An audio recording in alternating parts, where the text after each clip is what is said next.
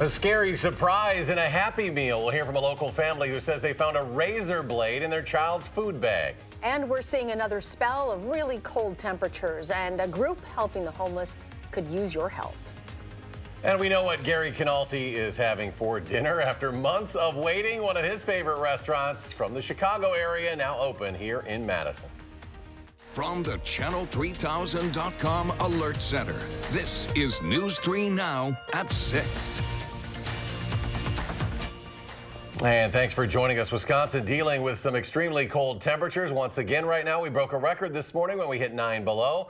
Meteorologist Dana Fulton will join us in just a couple of minutes with what we can expect tomorrow morning. But first, we want to tell you about an incident involving a Columbus family after ordering their son a McDonald's Happy Meal. Instead of a toy, they say their 4-year-old son found a razor blade. Our Madeline O'Neill is back from Columbus with more. Maddie? Well, Charlotte and Eric police say they don't believe anyone put the sharp tool in the Happy Meal on purpose, but Scott Diamond is hoping some changes will be made at the local McDonald's so it doesn't happen again. They drive around the city. 4-year-old Emmett loves his toys. Choo-choo. I see it. There it is. But Scott Diamond says his son's Happy Meal Sunday afternoon came with an unhappy surprise. He was super excited. He had a new toy, started waving it around, and I realized it was actually a razor knife. Instead of a toy, Diamond says his family's drive-through trip came with this potentially dangerous tool they didn't notice until they got home. Couldn't imagine him cutting his arm open or even losing a finger because it's so sharp. But I called the manager at the McDonald's right away, and they offered a free meal because there was a razor in my son's meal. He says that's not enough. I was very upset, very angry. I couldn't even figure out how it would even have gotten in there. Kind of scary. I understand the blade was also extended when it was found in the box as well. So I'm sure they were very surprised to have that and not a toy.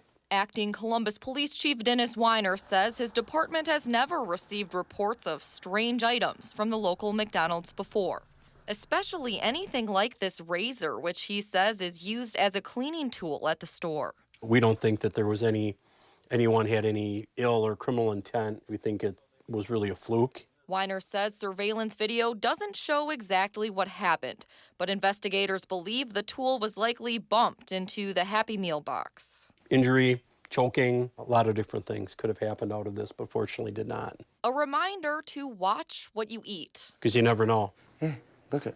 Diamond knows he will be. McDonald's is off our list. In a statement, the McDonald's owner and operator says, quote, "The safety and security of our customers is a top priority. We are working with local law enforcement to investigate this claim." Police say the McDonald's has been completely cooperative with this investigation. The Department of Agriculture, Trade, and Consumer Protection has opened its own investigation into this report. Something we will be sure to check up on. Maddie, thank you. You're welcome. All right, turning to our first alert forecast. You know, today would have been cold if it were January, let alone March 4th. Dana Fulton joining us with the latest. Dana? Here's your friendly reminder. We should have been in the upper 30s for our afternoon highs today. This morning, though, instead of being close to 40 degrees, we actually broke the record low for the day, dropping to 10 degrees below zero this morning. The previous record of -9 set in 1884. Of course, again, should have been in the upper 30s. That wasn't the case for us. Right now, it's about 4 outside. It feels a little closer to 11 below. Our breeze coming from the west-southwest, about 10 miles per hour. And that steady breeze overnight is really going to help fuel these wind chills dropping even more. Here's what it feels like throughout southern Wisconsin right now. 15 below in Platteville, 10 below in Janesville. And again, we are expecting just that breeze to continue as we head into your Tuesday morning. A slight chance for some flurries tonight, but not much of a chance for us. Our focus is still, of course, our temperatures. We'll continue to drop. Temps will be close to 2 below to start off the day, but our wind chills anywhere from 10 to 20 degrees below zero early Tuesday morning. My little bit of good news for you, by the weekend, it will be closer to average, but we're going to take a few more days before we get there. We'll take a closer look at your forecast in just a few minutes. All right, Dana, thank you. Our extended winter weather is impacting all those who work outside come summertime. Landscapers, construction workers, for example. Our Jamie Perez caught up with some of them as they look forward to their busy season.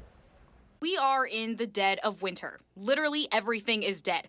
And even though the sun may be out, gives you the false impression that it's warm. Sunshine is great, but it's still not warm enough for many of us. Spring should get here pretty soon.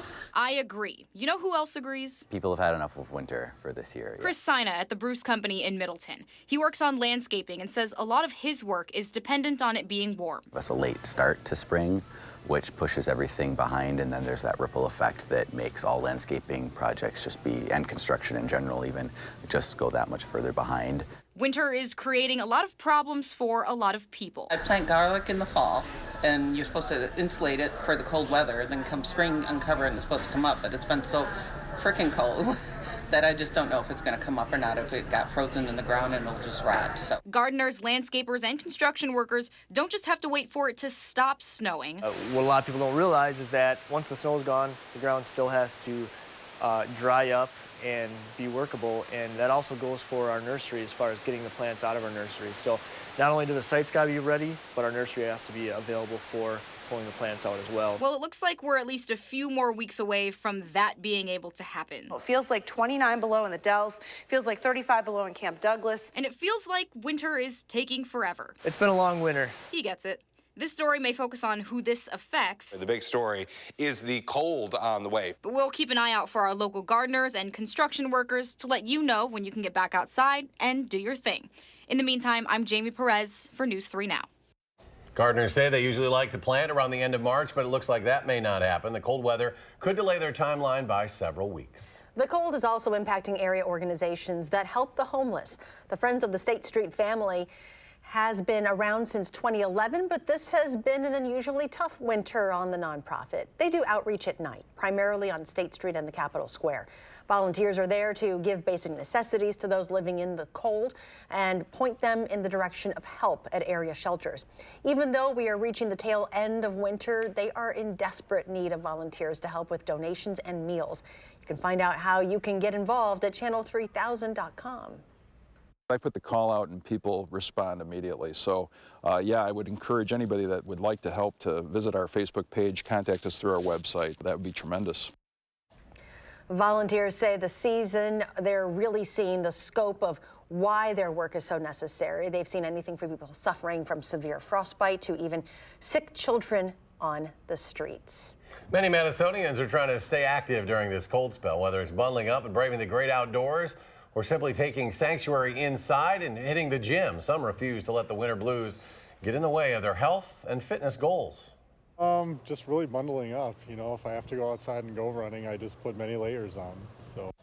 Another popular winter sport wrapped up this weekend in southern Wisconsin. Anglers were required to remove their shanties from bodies of water below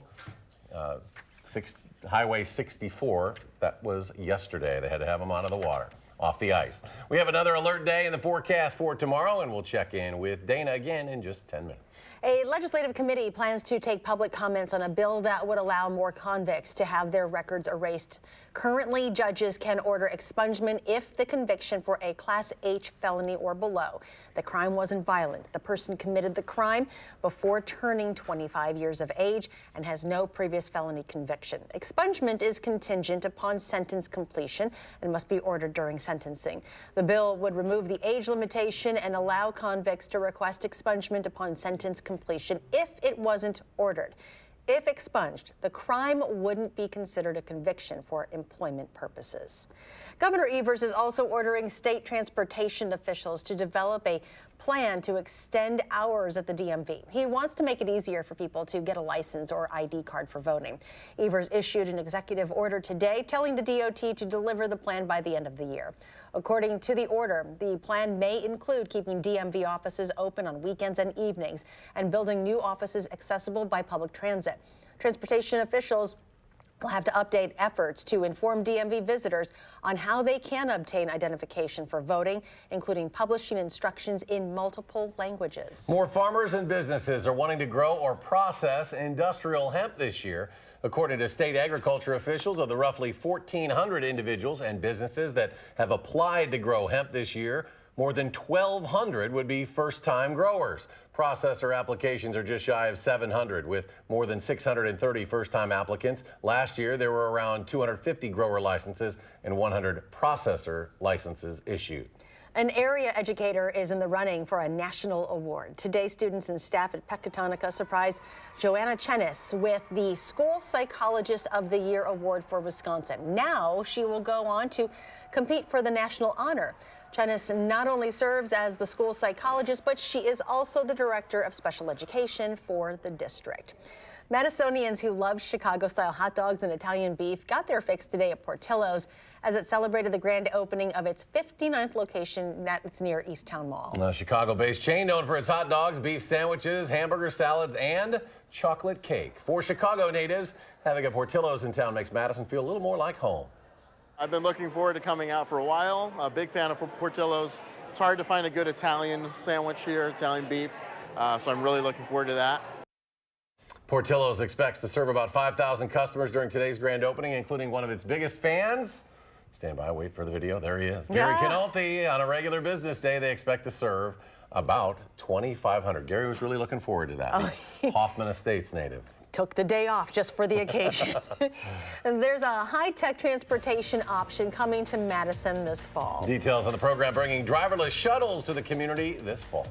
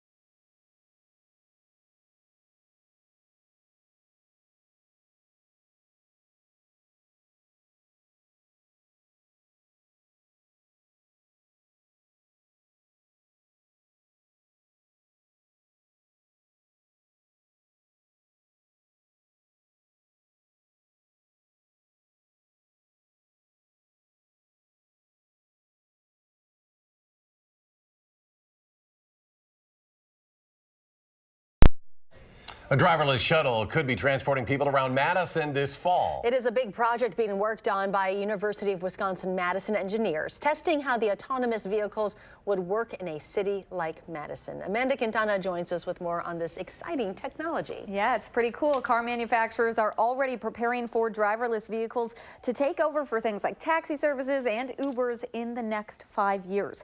But how could the city of Madison use an autonomous vehicle for its residents? That's what this project is all about.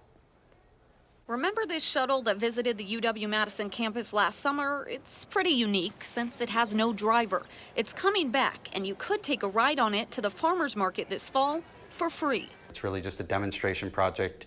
Anyone can come and ride. John Reel has been working for years to get a big project like this to Madison, so the UW's Traffic Operations and Safety Lab could figure out how the city can use it. It's really critical to me that we get a vehicle here and we can actually run it ourselves and operate it and collect data and share that with everyone, so that people know what this autonomous vehicle future is going to look like. Expected to be here this fall, the 15-passenger shuttle will start a 1-mile route from the area of Breese-Stevens Field to the Capitol Square for about a year or two. Not necessarily a service with set times, but mainly for events, and probably taking Main Street since East Washington is a little too fast. The whole time, researchers will be learning from it to plan where we can have other routes down the road. A UW campus route, for instance. There's another good use case for these shuttles is as a first mile, last mile connector route to kind of complement the current metro service. The initial cost, about $300,000, a bill American Family Insurance has agreed to pick up, hoping to be part of the conversation before autonomous vehicles go mainstream, figuring out things like who's liable for an accident. While you might look at us and say, oh, American Family might be scared that these autonomous vehicles are going to become part of the market, actually we see it as a great opportunity. We see autonomous vehicles as making the world safer, reducing ultimately the amount of accidents they have and the amounts of lives that are lost. For now, it's all just a trial run until these vehicles of the future become just vehicles. Now, this is all to collect data on whether riders like it or not and how the vehicle uses its mapping, positioning, and camera to get through its route. Of course, safety is a big issue here. I'm told the shuttle will have someone sitting in the driver's seat, and it's proven to be great at stopping for obstacles like bikers or pedestrians. All right, Amanda, thank you. Wild technology. We are in for another cold one tomorrow. Dana Fulton is monitoring things for us and shares how the rest of the week is looking. That is next at 6.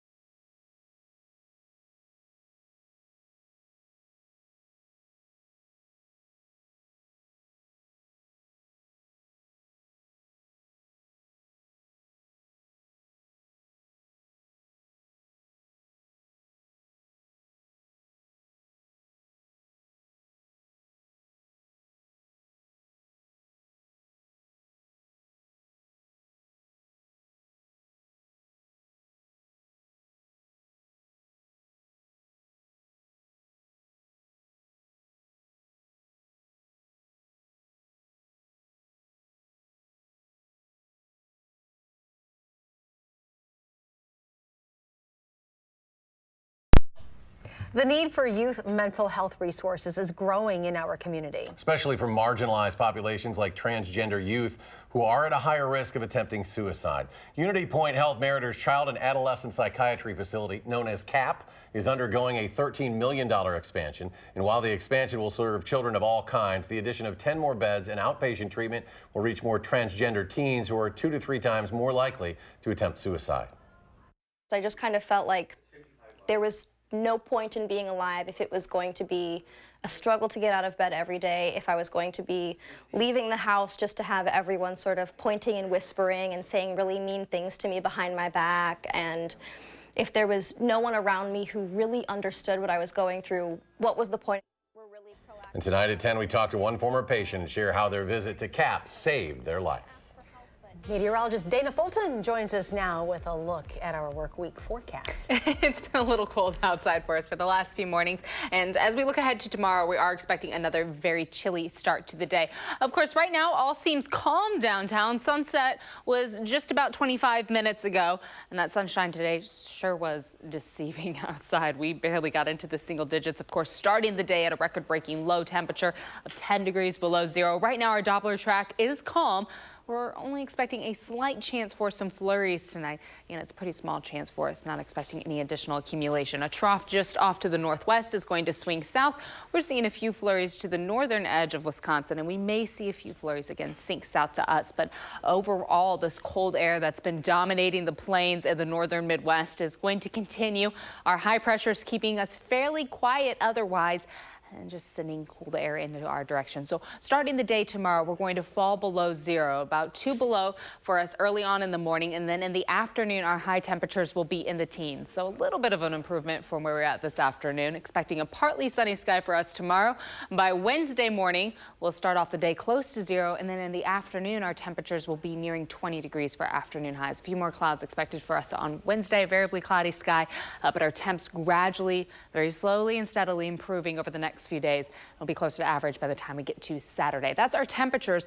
As we look at our wind chills, though, still very cold for what it's going to feel like in the morning, anywhere from 10 to 20 degrees below zero. Wind chills in the afternoon still expected to stay below zero. By Wednesday morning, another chilly start. Again, temperatures will be near zero in the morning, wind chills below that. But by Wednesday afternoon, as our temps will get close to 20, we are expecting our wind chills to finally cross that threshold. It'll feel like we're in the single digits. A cold day for early March, but thankfully it's not as cold. Gradual improvements, baby steps in the right direction. Tonight and for Tuesday, we do still have our alert days in the forecast because of the wind chill tomorrow morning. It's just bitterly cold outside. Try to avoid any exposed skin if you can.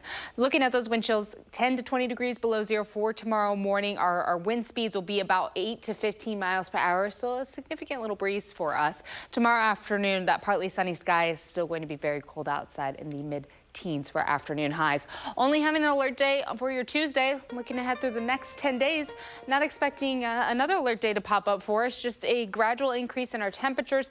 By Saturday and Sunday, we'll be a little closer to average. Our next opportunity for some rain, maybe mixing with a little bit of snow there early Sunday morning. That'll be the focus for our weekend. That's a quick look at your forecast. Matt LaFleur is getting used to being the Packers head coach. We'll hear from him in sports.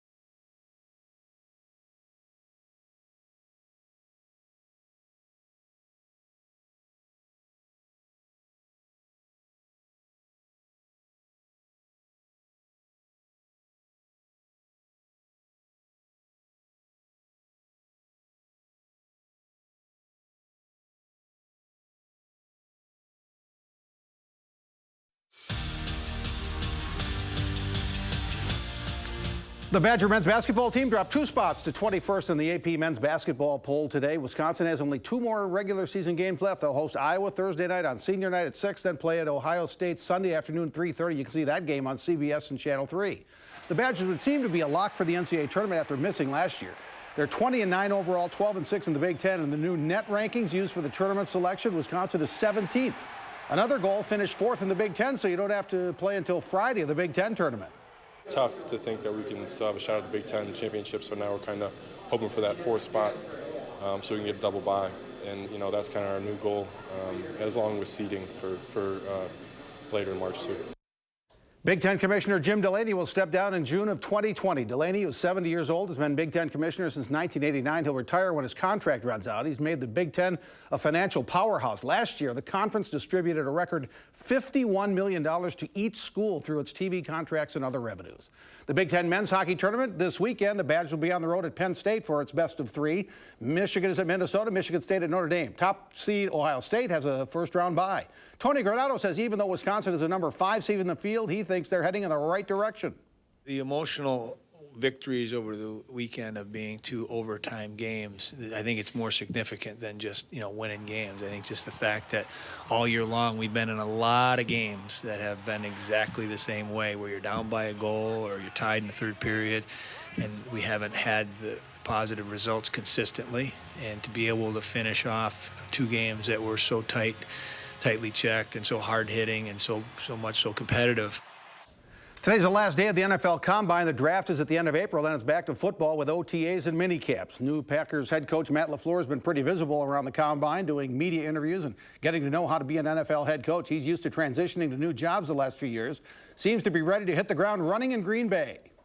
One of the beauties of being a new head coach is we are afforded to come in a week early, and we have that extra mini camp. So certainly we've got to maximize our time and make the most of it. You know, this is my 3rd year in a row that I've been in year 1 of an organization, which isn't something I want to brag about, but I feel like I've got a pretty good feel on how we need to attack each and every day.